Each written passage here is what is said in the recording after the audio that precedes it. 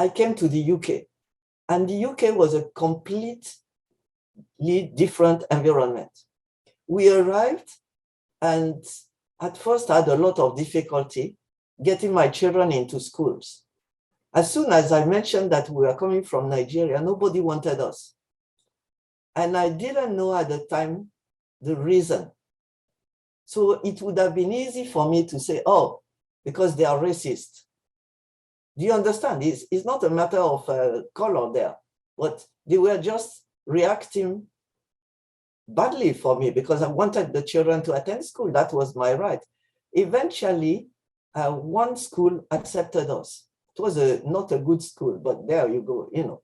And they told me that they would take 3 out of 4 of the children. They didn't want to take the one that was doing GCSE that year. And they said if they take her, then the school results would go down. So that revealed the reason behind their reluctance. It was not a color. It was not Nigeria per se. It was the fact that in their knowledge or what they experienced before was that the Nigerians, Nigerian English was different from Queen's English, that they had not studied the same program, and therefore they could not cope, you know, with the preparing for an exam in a very short while. And so I insisted, I brought all the results of Emily, and they said, oh, okay. So they took Emily, but what they did was then to offer, one of the teachers offered to coach her every evening after class so that she would do well and get absorbed into the program. And of course, she did excellently well. In fact, she was the first in science for the school. So you see that the problem they had was not racism. It was their own idea of Nigeria based on previous experience. People came, and you don't know where they came from in Nigeria. Nigeria is big, you know. So that was my first experience. Then the children went to school, and then they were told in school, are you white or black? And the children said, pardon? And they were, you know, the other kids told them, you have to choose, because there was the group of whites, unquote, and blacks, unquote. And the children could not understand. Now, in the black one, were included children that were, one child was Turkish. So it didn't look like black, you know, the way you would understand it possibly, but it was included in and the black ones included people from Sri Lanka, Pakistan, and things like that. So my children didn't know what to do with that because they were neither black nor white. So they looked at the behavior of people and concluded that the whites in the school, so-called whites, were badly behaved. They were from broken families, and so on and so forth. So they joined the other one, the other group. And then my next experience was looking for a job. I applied to several universities. They kept rejecting me. And then I thought, what could cause this? And I sent a letter accusing them of being ageist, racist, and all the while. And many didn't even reply, but one phoned and said, it's none of these. In fact, we just employed a Nigerian. The problem you have is that you are coming from somewhere else and you need to enter gradually into the system. So he advised me to take part-time job, kind of entering through the back door. Then I applied to a particular university. I won't give you the name because it is shameful. And that was a very renowned and respected university. One of the staff there that was retired was my head of department at Nsukka at a point. He had come 1 year. So he, you know, he served as a reference. And they rejected me and went to him and said, you understand, that person may be good, but we cannot have somebody called Ugochukwu teaching French. It doesn't look like it. We want French names for teaching French. You know, it's like one of my colleagues in another university later was Chinese, married to a British.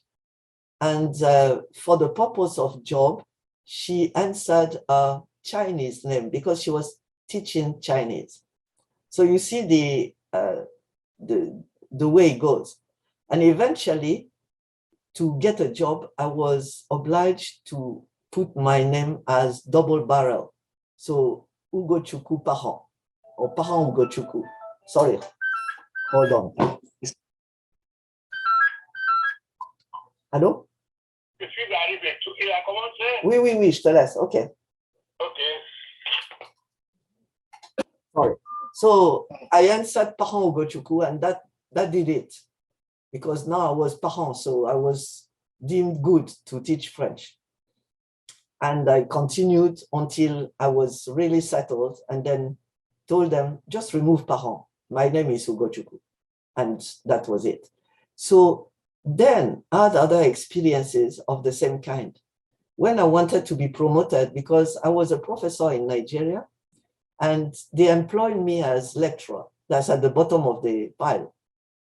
When I applied to get promoted, I was not promoted and it went badly. You know, what happened was really bad. And eventually one day a colleague invited me for coffee. And after drinking coffee together, chatting, we were just crossing the road and he said, just wanted to say, by the way, you will never get promoted because you're a foreigner. But don't quote me on that, you know? And then I applied at a point to another university that was my perfect match. They didn't employ me. And when I started looking for feedback, they told me, we cannot employ you because most of your publications are in French. But I was supposed to be employed to teach French African literature. So you see that. So all this together start making a picture.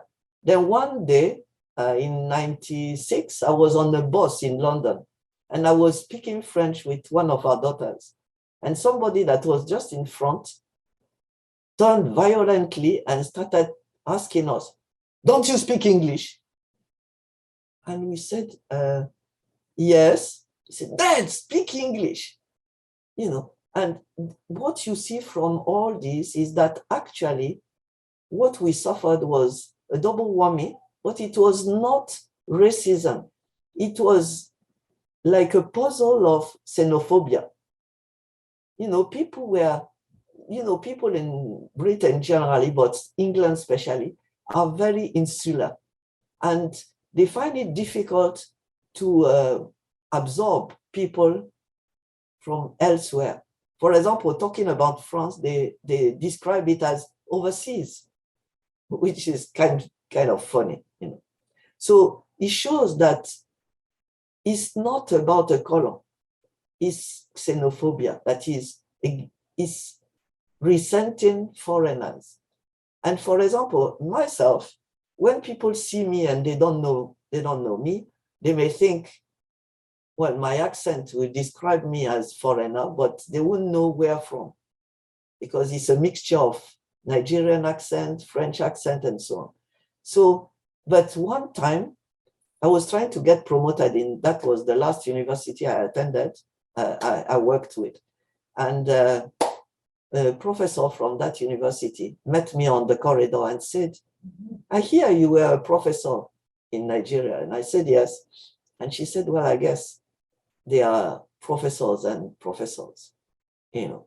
So it showed what she thought about Nigeria. She thought that the professors there are not real professors, that they are substandard.